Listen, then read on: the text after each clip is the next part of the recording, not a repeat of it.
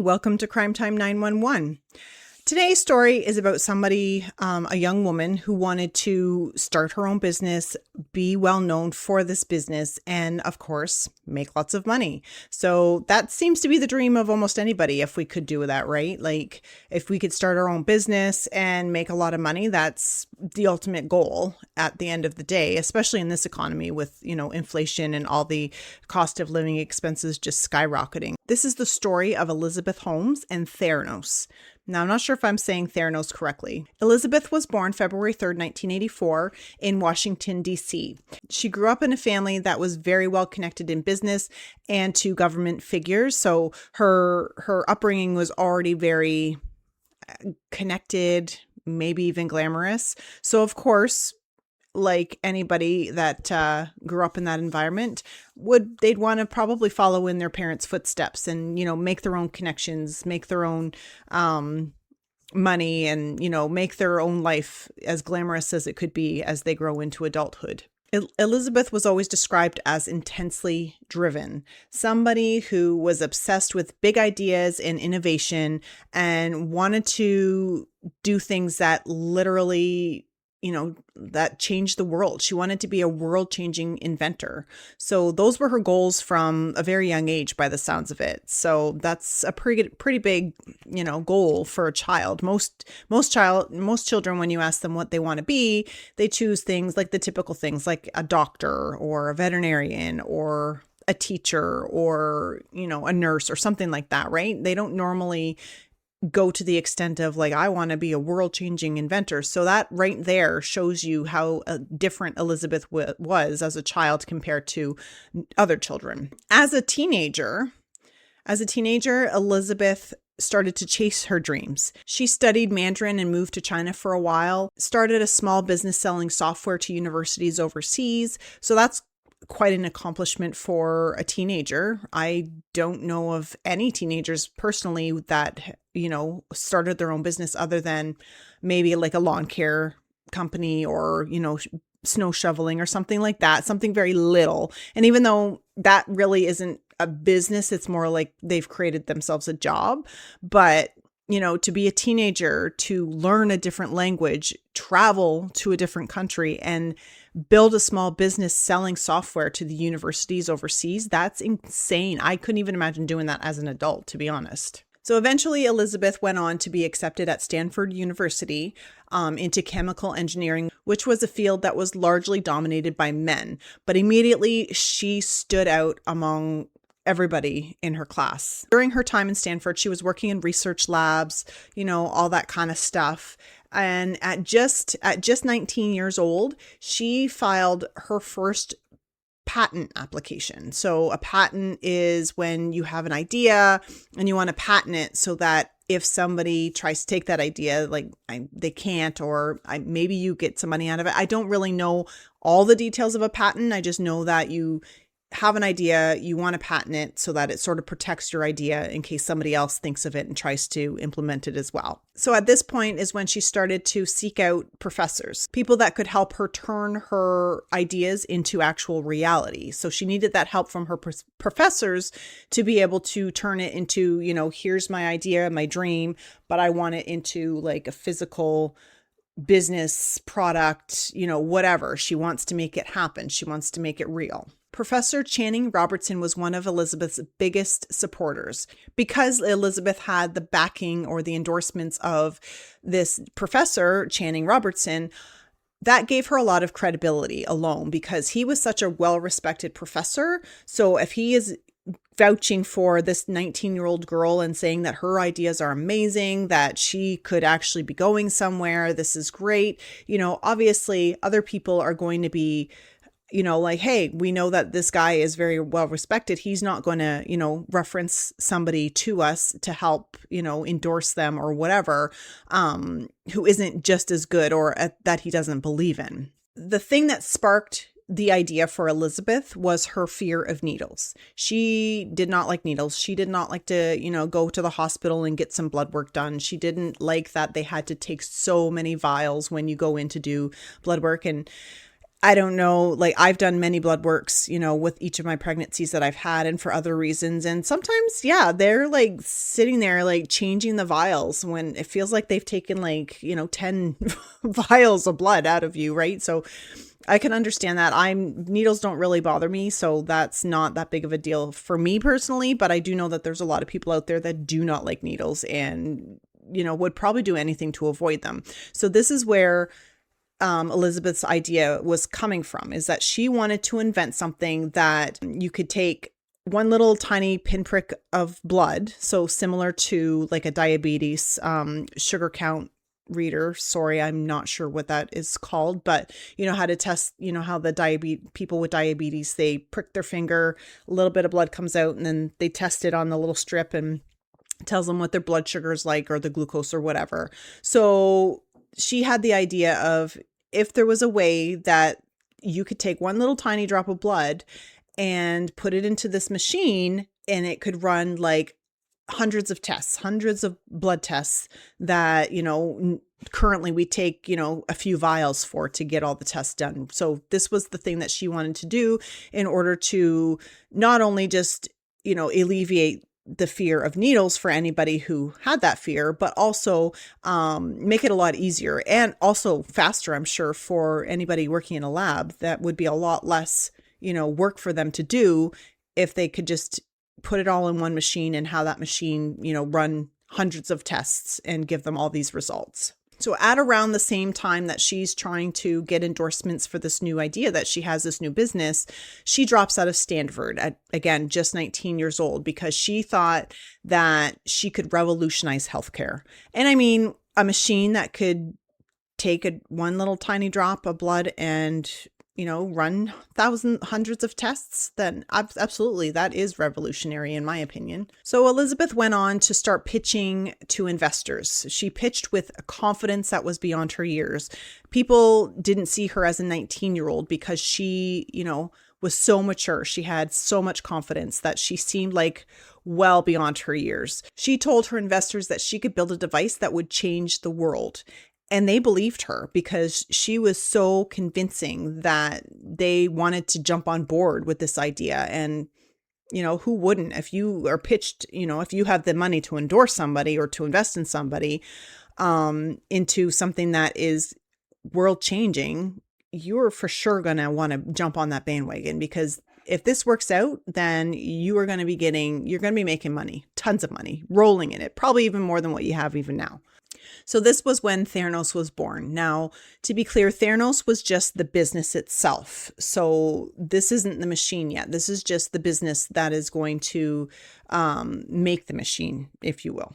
As mentioned before, because of Professor Robertson, Elizabeth had instant credibility with all of the investors. As mentioned before, with Professor Robertson's, support, an endorsement behind Elizabeth, this also helped to make the investors believe in her and to trust her, because otherwise, who's going to give potentially millions of dollars to a 19-year-old kid, basically, with just an idea? Like, yeah, maybe the idea was great. Maybe the idea had a lot of potential, but at 19, you don't have a lot of world experience. You don't have a lot of life experience. So it would probably cause people to be a little bit more hesitant. But because she had the support of a very well-respected professor, this basically gave the investors, gave them the idea that she must be really good if she's being supported by somebody that is so well-respected.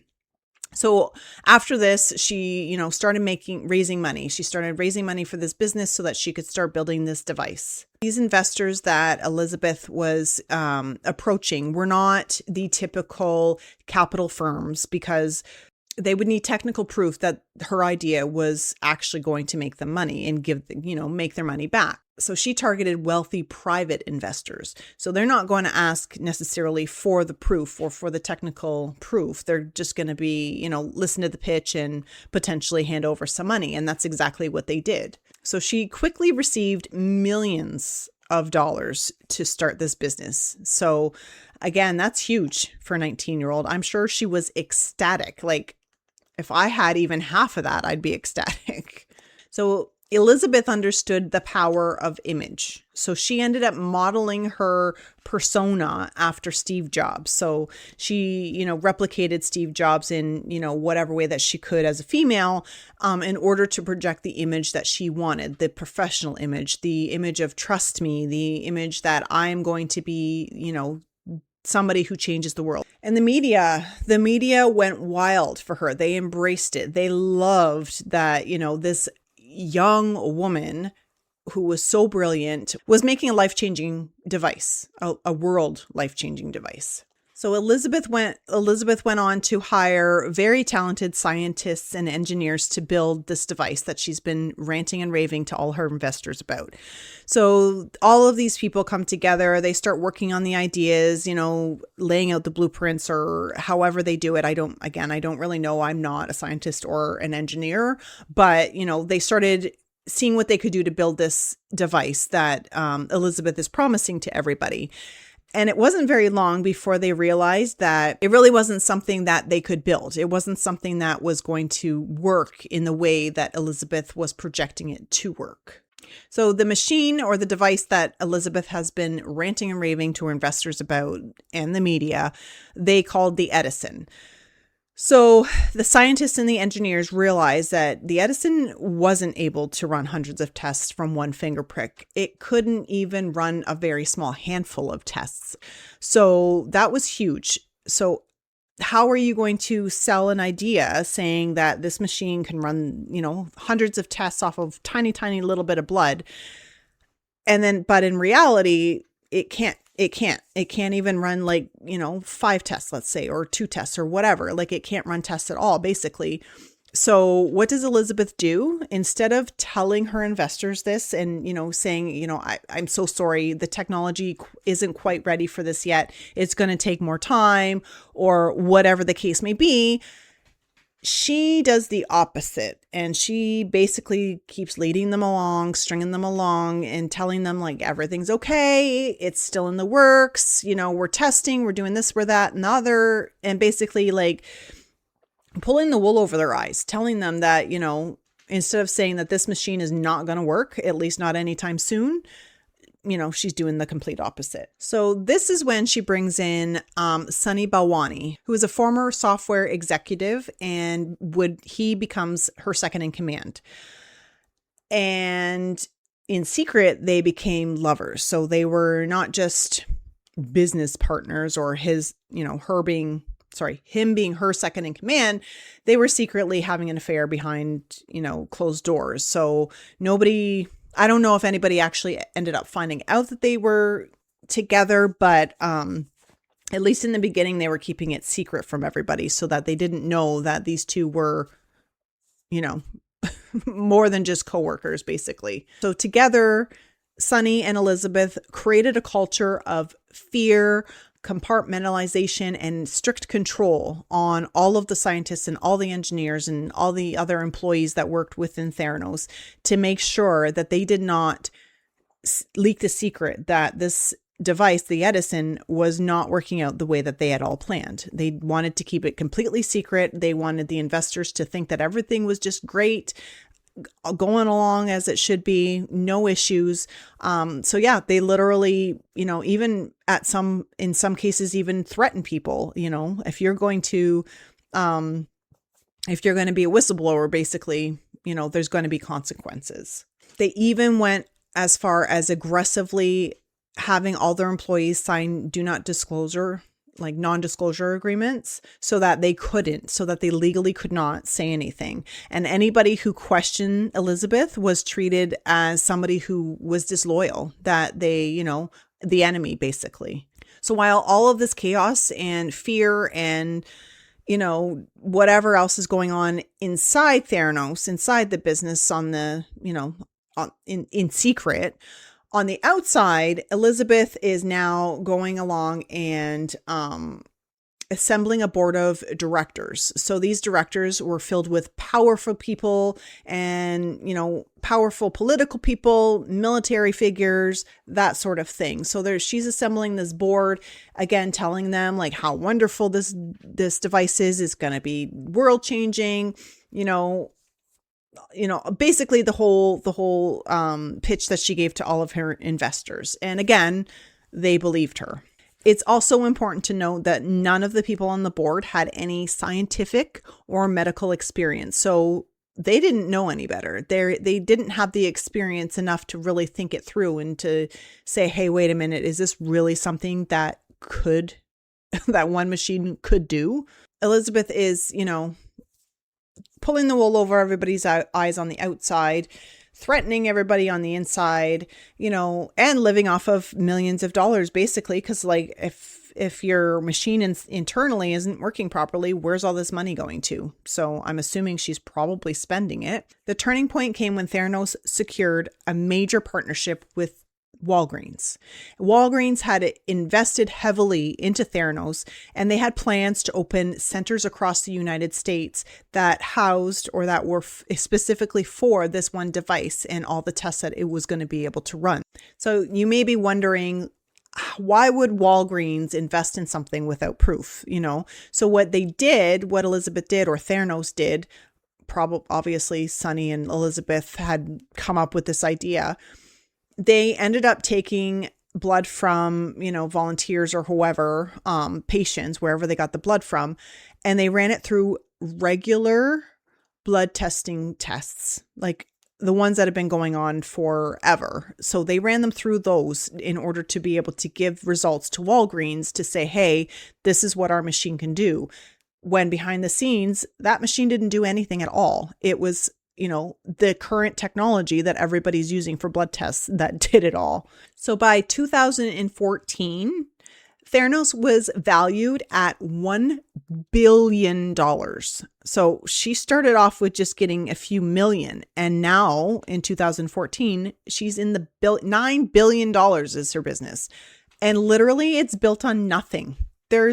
The device doesn't work, and she's made $9 billion, or her company is worth $9 billion, and she hasn't even produced anything yet. That's it's still so crazy. And why are these investors not asking, why are these investors not asking for proof? Why are these investors not, wanting to see the device? That's what I would want to see. I would want to see the device. I would want to see it working if I, invested in something like that. In 2014, not only was Theranos, worth $9 billion, Elizabeth was celebrated as the youngest female self-billionaire.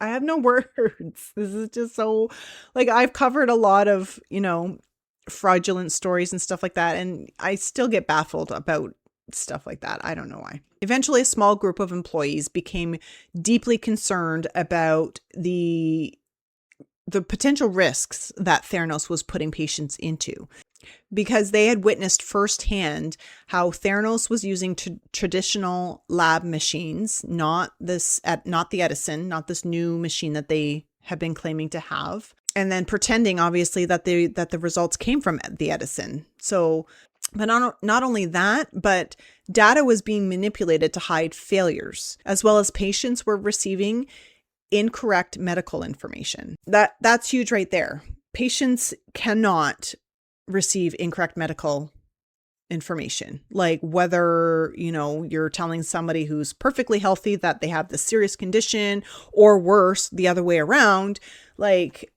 That's insane. I don't know how anybody could in good conscience be able to do that. You're literally holding people's lives in your hands. So what would have happened if one of these patients had passed because of the result of this?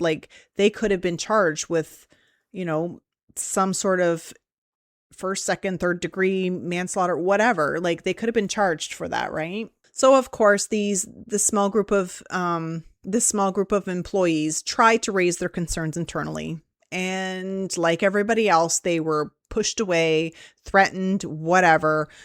No concerns at all internally. So that's when, in 2015, they started to reach out to people on the outside.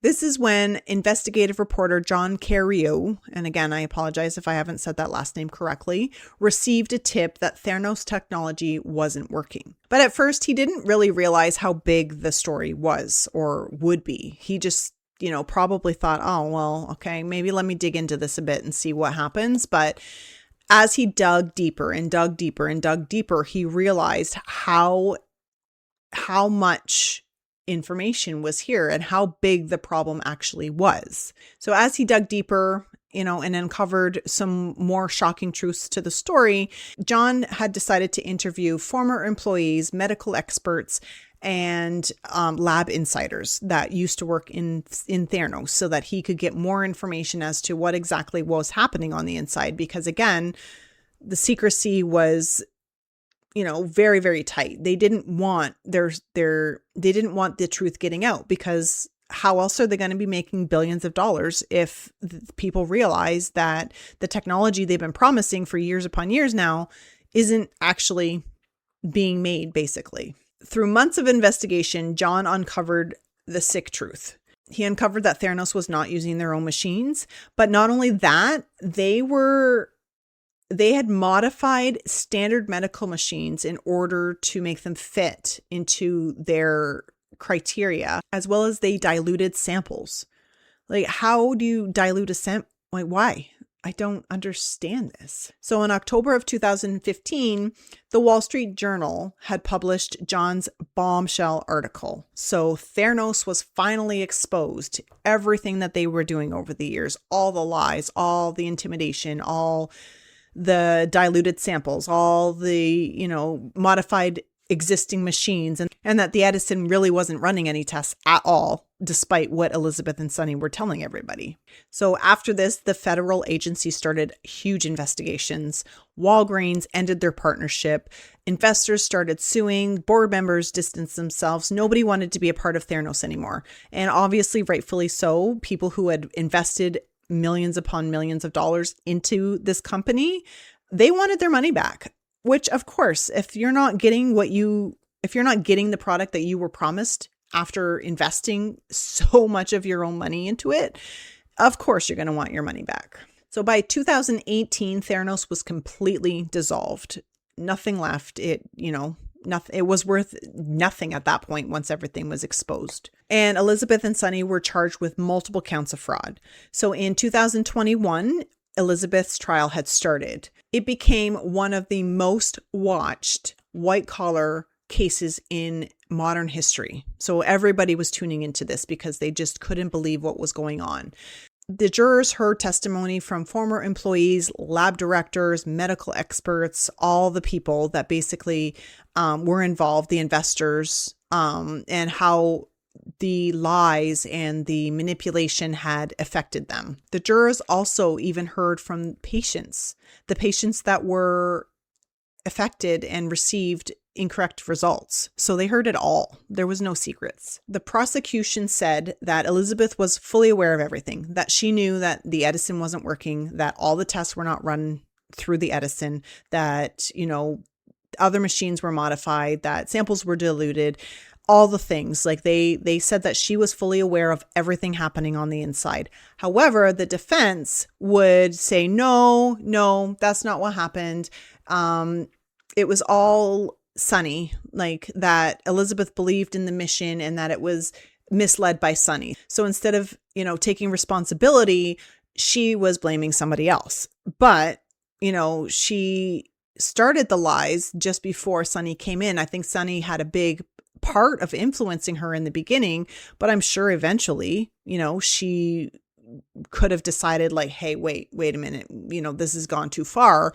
But no, she kept playing along. So I don't think it's fair that she's trying to put all the blame on somebody else when she's just as guilty. Maybe these were Sonny's ideas initially, but she didn't have to go along with it. So Elizabeth even was so bold to take the stand. She took the stand so that she could tell people that she had no intentions of deceiving anybody.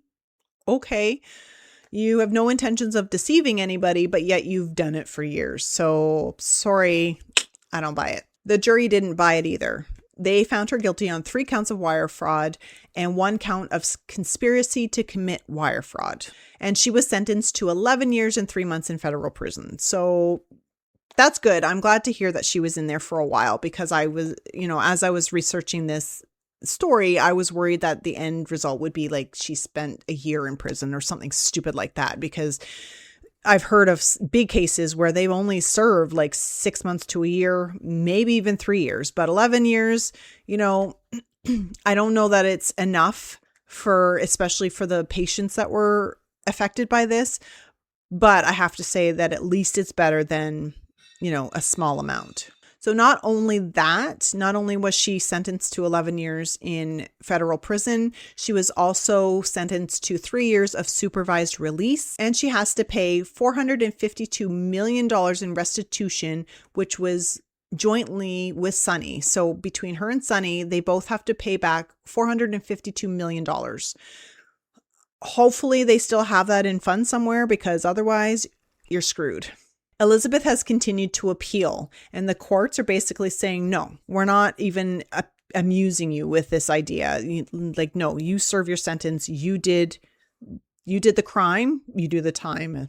You know how that saying goes. So in 2022, that's when Sunny's trial had started. So unlike Elizabeth, Sunny chose not to take the stand. So I feel like that's if you can't admit that you were at fault, then it's probably better just shut up and not pretend to, say that you didn't know what you were doing, you didn't intend to hurt anybody and all that BS. Like, it's better to just stay silent, I think, instead of, spewing out a bunch of stuff that people just aren't going to believe you for anyways. If anything, that's going to make you look worse. So the prosecution presented extensive evidence showing that Sunny oversaw the labs, managed day-to-day operations, helped enforce the culture of secrecy and intimidation, knew the technology didn't work, helped to mislead investors and partners. He was found guilty on 12 counts, including defrauding investors, defrauding patients, conspiracy to commit wire fraud, and he was sentenced to 13 years in federal prison. So he got a few more years than Elizabeth, which again, I don't agree with. I think that they should have at least had equal sentences, but whatever. And then, as mentioned before, he has to pay the restitution of $452 million jointly with Elizabeth. So that is the case of Elizabeth and Theranos, and how they manipulated a bunch of very, very smart people into investing millions and billions of dollars into a company that literally had no product. What do you think about this case? Please leave your opinions in the comments below. And don't forget to subscribe so that you don't miss another episode. Thank you for watching Crime Time 911. Stay safe, stay curious, and remember to always trust your gut.